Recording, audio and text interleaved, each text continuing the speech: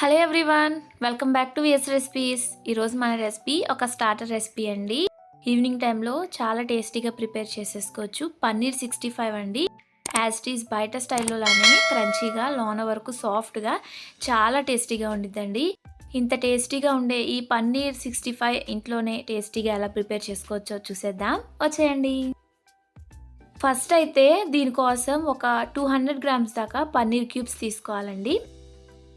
తర్వాత మన రుచికి సరిపడినంత సాల్ట్, ఒక 1 స్పూన్ దాకా కారం వేసుకొని, 1/2 స్పూన్ దాకా ధనియాల పొడి, 1/2 స్పూన్ దాకా గరం మసాలా వేసేసుకొని, ఒక 2 స్పూన్స్ దాకా కార్న్ ఫ్లోర్ వేసుకోవాలి. 1 స్పూన్ దాకా మైదా వేసేసుకొని బాగా కలిపేసుకోండి.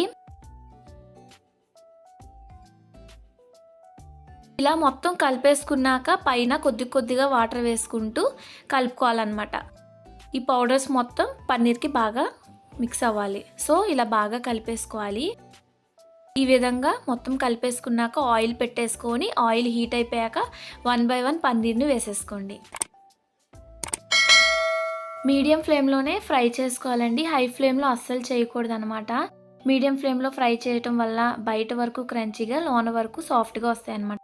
ఇలా ఫ్రై అయిపోయాక తీసి పక్కన పెట్టేసుకొని, ప్యాన్లో ఒక 1.5 స్పూన్ దాకా ఆయిల్ వేసుకొని, 1 స్పూన్ దాకా జీలకర్ర, ఒక 1/2 స్పూన్ దాకా అల్లం వెల్లుల్లి పేస్ట్ వేసేసుకొని కొంచెం పచ్చిదనం పోయేంత వరకు ఫ్రై చేసుకోవాలి. తర్వాత ఒక 3 దాకా పచ్చిమిరపకాయలని ఇలా బోర్గా కట్ చేసుకొని వేసుకొని, ఒకసారి అలా ఫ్రై చేసేసుకున్నాక మనం ఫ్రై చేసుకున్న పన్నీర్ క్యూబ్స్ని వేసేసుకొని ఒక 2 మినిట్స్ పాటు బాగా టాస్ చేసుకోండి. తర్వాత కొద్దిగా పైన సాల్ట్ అండ్ కొద్దిగా కారం కూడా వేసేసుకొని ఒకసారి అలా టాస్ చేసుకోండి. ఒకసారి పౌడర్స్ మొత్తం దీనికి బాగా కోట్ అయ్యేలా ఒకసారి బాగా టాస్ చేసేసుకుంటే సూపర్ టేస్టీ పన్నీర్ 65 అయితే రెడీ అయిపోయిందండి.